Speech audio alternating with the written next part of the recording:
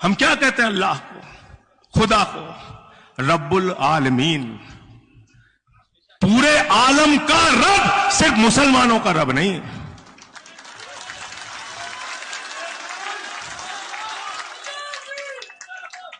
और क्या कहते हैं हजरत मोहम्मद साहब सल्लल्लाहु अलैहि वसल्लम को?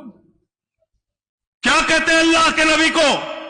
कहते हैं रहमतुल आलमीन, पूरे आलम पर रहमत करने वाला, सिर्फ मुसलमानों पर रहमत करने वाला नहीं।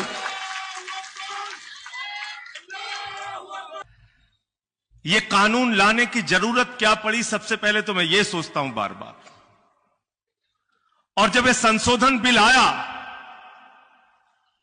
तो मेरे सामने मीडिया वाले सबसे पहले पहुंचे, बोले संजय सिंह जी, आप आम आदमी पार्टी के राज्यसभा के लीडर हैं, ये वक्फ बिल संशोधन बिल के बारे में आपका क्या कहना है?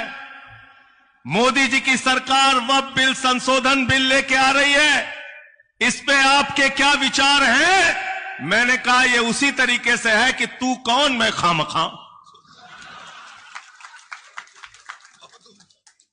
वक्फ बिल से नरेंद्र मोदी का क्या लेना देना है? वक्फ बिल से अमित शाह का क्या लेना देना है? वक्फ बिल से भारतीय जनता पार्टी का क्या लेना देना है? और इससे बड़ा मजाक कोई नहीं हो सकता कि देश की पार्लियामेंट में मिनिस्टर कहता है मुसलमानों का भला करने के लिए ये बिल लेके आ रहा हूं। आदिब साहब, आप गए थे? आप गए थे कि मेरा भला कर दो? इमरान मसूद बैठते हैं लोकसभा में, आप गए थे भला कराने मोदी जी से? कौन मुसलमान गया था भाई? कोई गया था मोदी जी के पास ये कहने कि हमारा भला कर दो? अरे मुसलमानों को उनकी हालत पे छोड़ दो मोदी जी, भला करना तो दूर, जैसे हैं वैसे ही रहने दो, वो सुकून से रहेंगे। कह रहे भला करने के लिए लाए, 3 तलाक का कानून लाए, कहते भला करना है मुसलमानों का। पूरा हिंदुस्तान में एक टिकट मुसलमान को नहीं देते, एक विधायक मुसलमान का नहीं बनाते, एक सांसद मुसलमान का नहीं बनाते, एक मंत्री मुसलमान का नहीं बनाते। इसलिए पार्लियामेंट के अंदर मंत्री झूठ बोलता है कि यह बिल मुसलमानों का भला करने के लिए आया गया है, यह बिल मुसलमानों का नुकसान करने के लिए, उनकी संपत्तियों पे कब्जा करने के लिए लाया गया है। गलत तो नहीं कह रहा हूं? गलत तो नहीं कह रहा हूं? क्या क्या लिख दिया इस बिल में? मैंने तो पढ़ा, मेरे होश उड़ गए।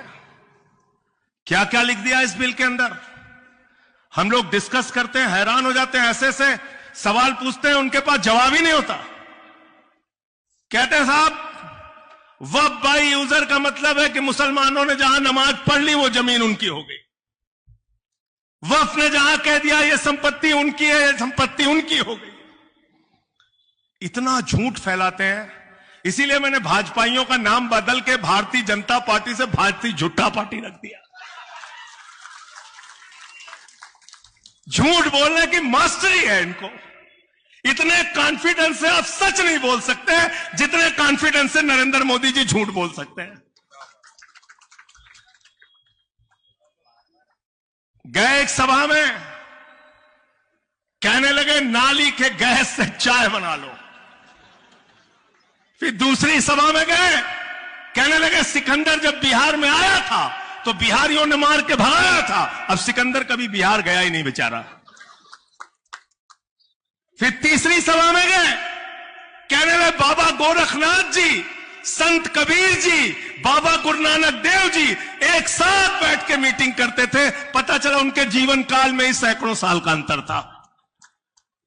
जब एक थे तो दूसरे नहीं थे दुनिया में। इतने कॉन्फिडेंस। गए एक जगह कहने लगे भारत की आबादी 600 करोड़ है। बोले हम 600 करोड़ से जीत के आए। कुछ भी बोलते हैं प्रधानमंत्री जी। ये बिल को पढ़ा है आपने?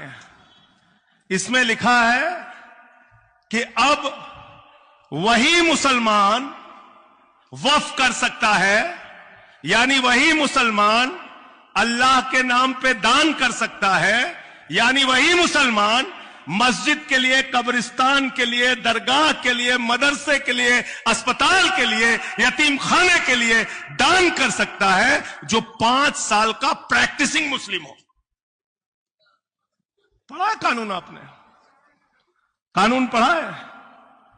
इसमें लिखा हुआ है 5 साल का प्रैक्टिसिंग मुस्लिम। कैसे तय करोगे प्रधानमंत्री जी? क्या मुसलमानों के घर में सीसीटीवी कैमरा लगाओगे? 5 वक्त की नमाज पढ़ता है कि नहीं पढ़ता? क्या आप तय करोगे कि वो जुमे की नमाज पढ़ता है तो मुसलमान माना जाएगा, 5 वक्त की नमाज पढ़ता है तो मुसलमान माना जाएगा, या मुसलमान के घर में पैदा हो गया तो मुसलमान माना जाएगा?